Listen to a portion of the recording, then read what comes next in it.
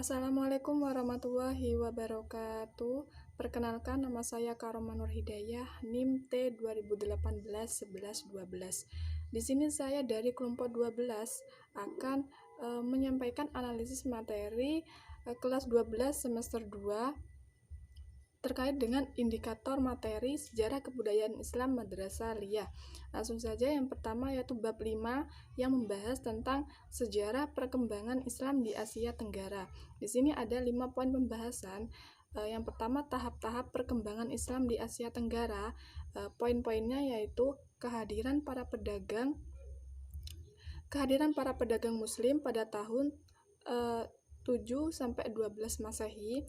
Lalu yang kedua, terbentuknya kerajaan Islam pada tahun 13-16 Masehi. Dan yang terakhir, pelembagaan Islam.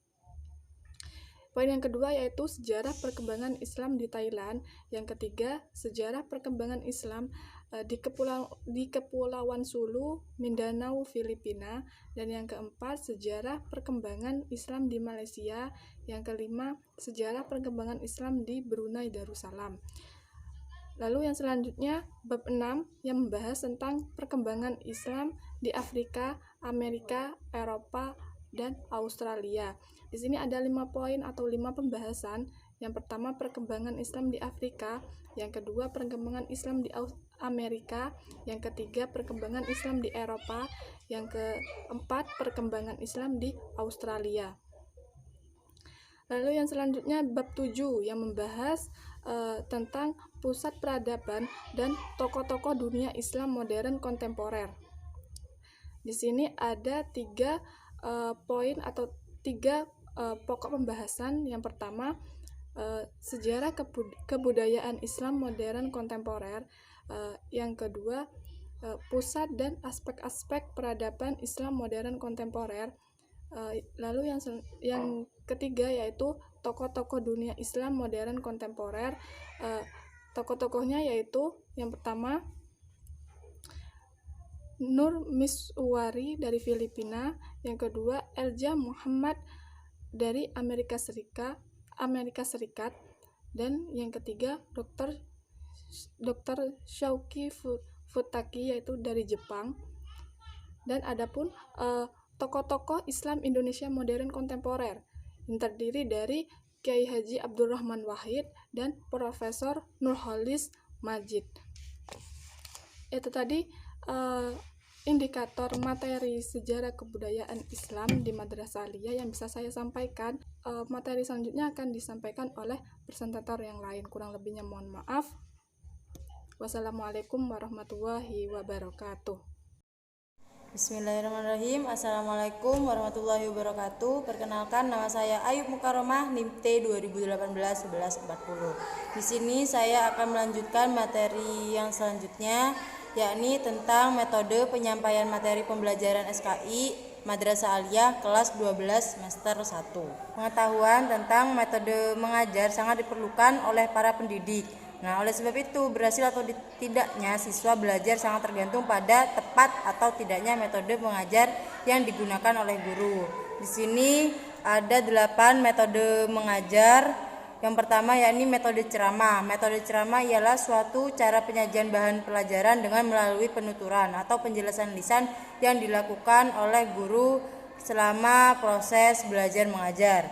Yang kedua, metode tanya jawab, yakni metode dengan suatu cara mengelola pembelajaran dengan menghasilkan pertanyaan-pertanyaan yang mengarahkan siswa memahami materi yang ada dalam pelajaran SKI. Yang ketiga, metode diskusi, yakni metode mengelola pembelajaran dengan penyajian materi melalui pemecahan masalah atau analisis sistem produk teknologi yang pemecahannya sangat terbuka.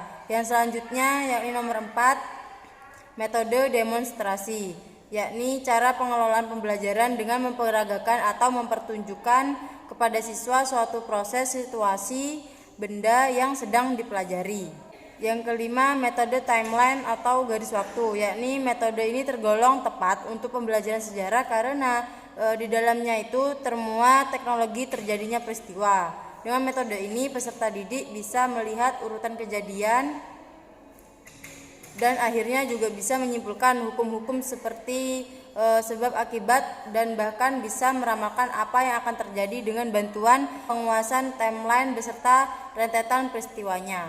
Yang keenam yakni metode konsep map atau peta konsep, yakni cara yang praktis untuk mendeskripsikan gagasan yang ada dalam benak. Nilai praktisnya itu terletak pada kelenturan dan kemudahan perbuatannya. Guru juga bisa memanfaatkan peta konsep untuk dijadikan sebagai metode penyampaian materi. Guru juga bisa memanfaatkan peta konsep untuk menjadikan sebagai metode penyampaian materi sejarah. Yang ketujuh, role playing atau bermain peran. Di sini bermain peran bisa berbentuk memerankan dialog tokoh-tokoh dalam sejarah atau memerankan diri atau kelompok sebagai ahli sejarah. Bentuk yang pertama itu bisa mengajak peserta didik untuk menjiwai karakter atau tokoh sejarah. Nah, dengan cara ini siswa merasakan dirinya sebagai aktor sejarah dan akan sangat berkesan bagi mereka.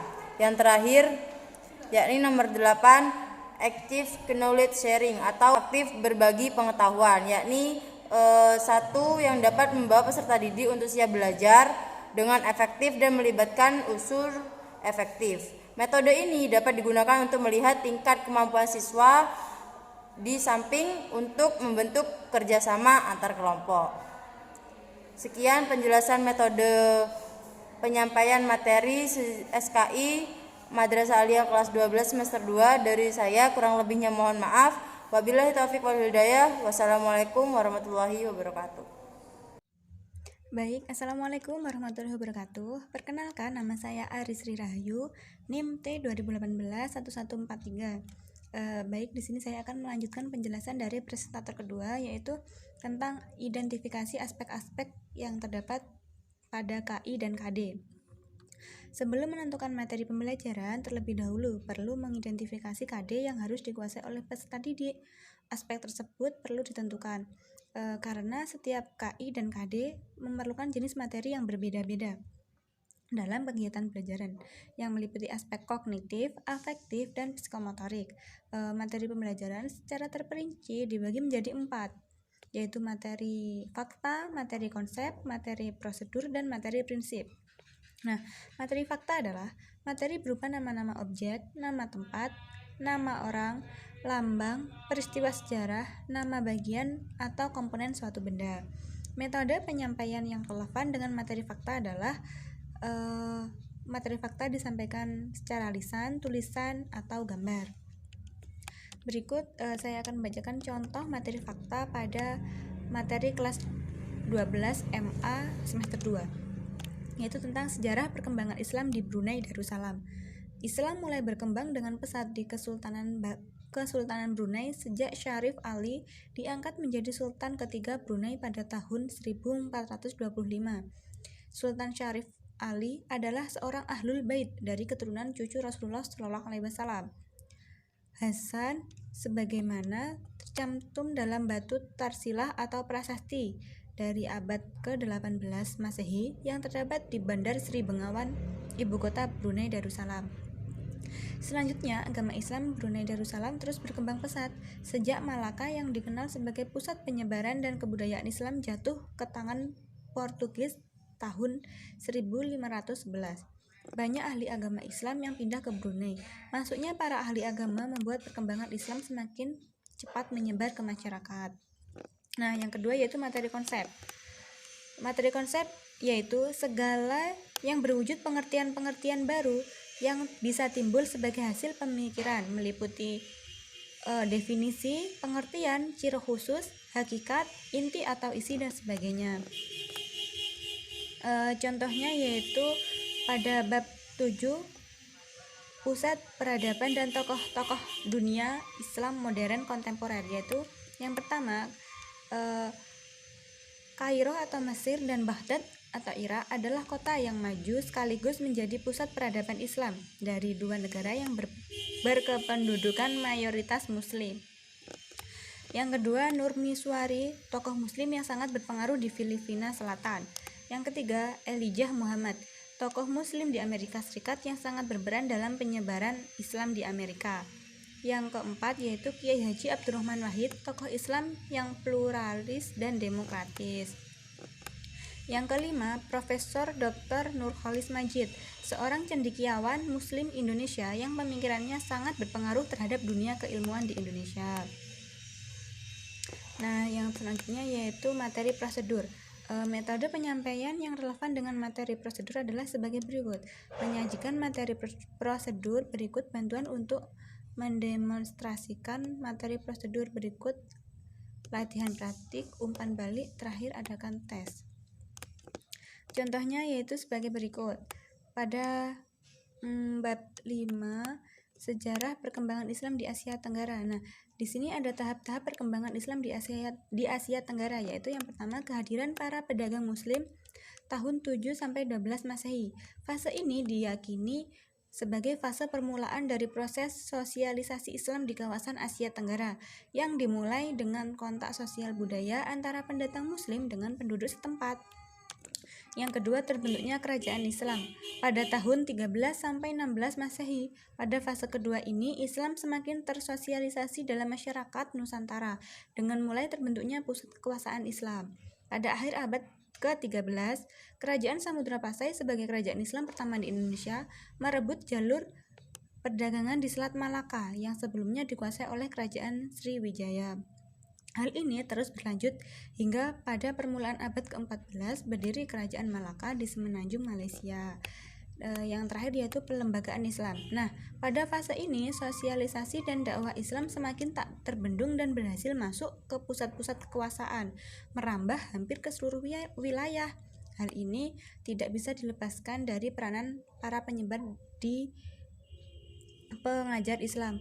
Mereka menduduki berbagai jabatan dalam struktur birokrasi kerajaan, dan banyak di antara mereka menikah dengan penduduk pribumi. Yang kemudian yaitu